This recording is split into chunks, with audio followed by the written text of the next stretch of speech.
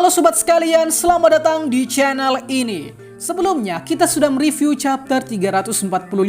Dan jika kalian menonton konten kali ini, pastinya beberapa dari kalian sudah mengetahui spoiler chapter 346. Oke, di konten detail kali ini kita mendapati beberapa hal yang nampaknya perlu dibahas lebih detail lagi. Antara lain seperti problem mengapa Deku tak mendeteksi bahaya dari Toga, kemudian pemisahan villain ke beberapa tempat dan siapa saja hero yang berhadapan dengan villain, lalu ada referensi Yue yang terbang dan lain sebagainya yang akan kita bahas di konten kali ini. Tapi sebelum lanjut, subscribe channel ini biar admin makin semangat buat kontennya. Dan mari kita mulai. Deku tak mendeteksi Toga. Di chapter ini ada suatu insiden yang menjadi pertanyaan banyak fans mengenai fungsi dari Quirk Danger Sense, yaitu Deku bisa-bisanya dengan mudah diculik oleh Himiko Toga. Padahal Deku ini memiliki Quirk Danger Sense yang kuat, sehingga harusnya Deku dapat mendeteksi bahaya tersebut. Nah, setelah insiden penculikan Deku yang dilakukan oleh Toga, timbul suatu pertanyaan. Apakah Quirk Danger Sense ini gak berguna? So, maka dari itu kita akan mencoba menjawab dengan beberapa spekulasi. Spekulasi pertama adalah mengapa Deku tak mendeteksi bahwa dia akan diculik oleh Himiko Toga adalah karena Himiko Toga besar kemungkinan tidak memiliki niat jahat terhadap Deku. Spekulasi ini didasari oleh fungsi Danger Sense yang pada dasarnya mampu dengan peka mendeteksi bahaya yang akan datang. Entah bahaya tersebut akan terjadi pada orang lain maupun Deku sendiri. Sehingga harusnya dengan aksi Toga yang tak terdeteksi oleh Danger Sense ini bisa menjadi jawaban bahwa Toga sepertinya memang tak memiliki niat jahat terhadap Deku.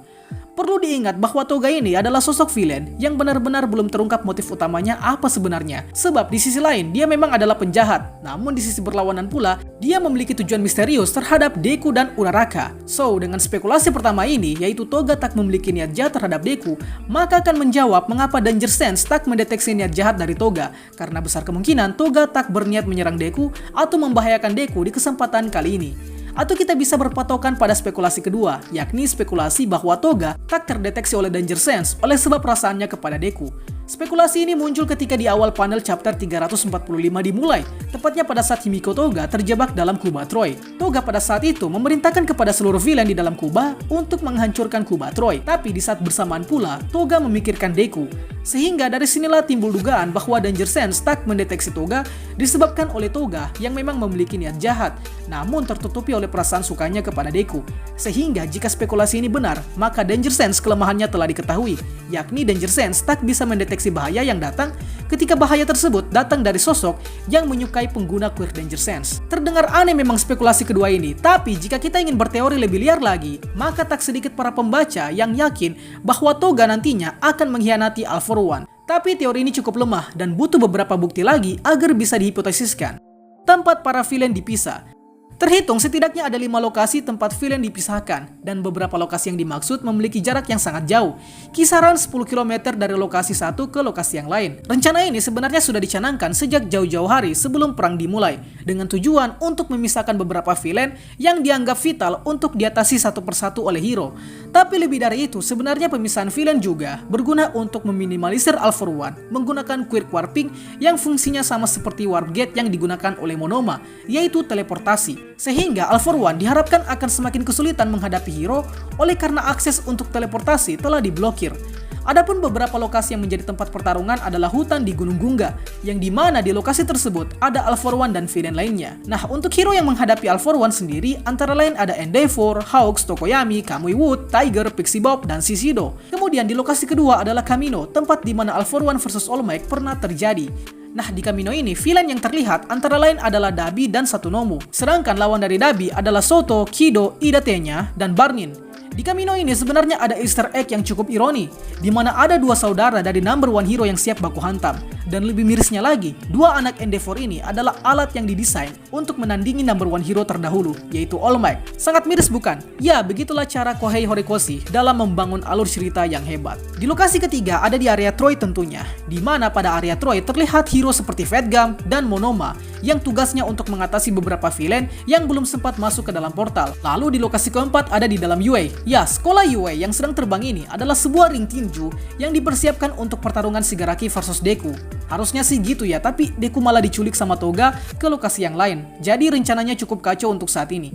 Adapun hero yang mengatasi Shigaraki di Yue sebenarnya cukup banyak, tapi untuk yang terlihat pada chapter 345 ini adalah Best Jeans dan Bakugo. Serta yang lainnya nanti di chapter 346 baru muncul sisanya. Dan lokasi terakhir adalah di area air. Entah ini di mana sebenarnya, apakah taman bermain air seperti water park atau pantai, kurang jelas sebenarnya.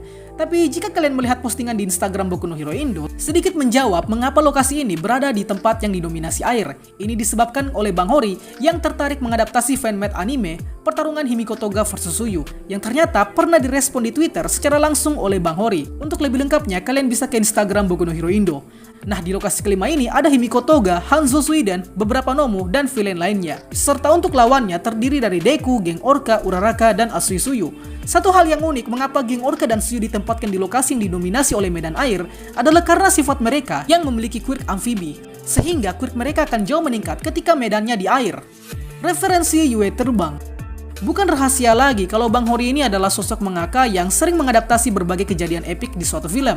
Nah, kebiasaan tersebut terjadi lagi di chapter kali ini, di mana Bang Hori menggambarkan Yue yang terbang di angkasa, yang mana ini tak salah lagi terinspirasi dari dua film, yakni Sky High dan juga Avengers Age of Ultron, yang mana bentuknya yang terbang layaknya daratan Sokovia pas pertarungan melawan pasukan Ultron, dan sekolah yang terbang terinspirasi dari sekolah Sky High yang memang sekolah tersebut terbang di atas udara. Jadi, apakah dengan terbangnya Yue ini akan berisiko sama seperti yang terjadi di kedua film nantinya?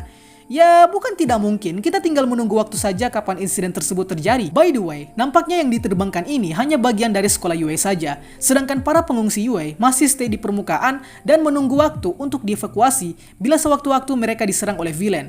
So, mungkin itu saja yang bisa saya temukan di konten detail kali ini, berhubung memang chapter kali ini cukup singkat. Tapi jika kalian menemukan suatu hal yang terjadi di chapter ini, silahkan tuangkan di kolom komentar. Itulah pembahasan kita pada kali ini, sanggap apabila ada yang kurang, request juga di kolom komentar untuk pembahasan selanjutnya, dan akhir kata, see you next time.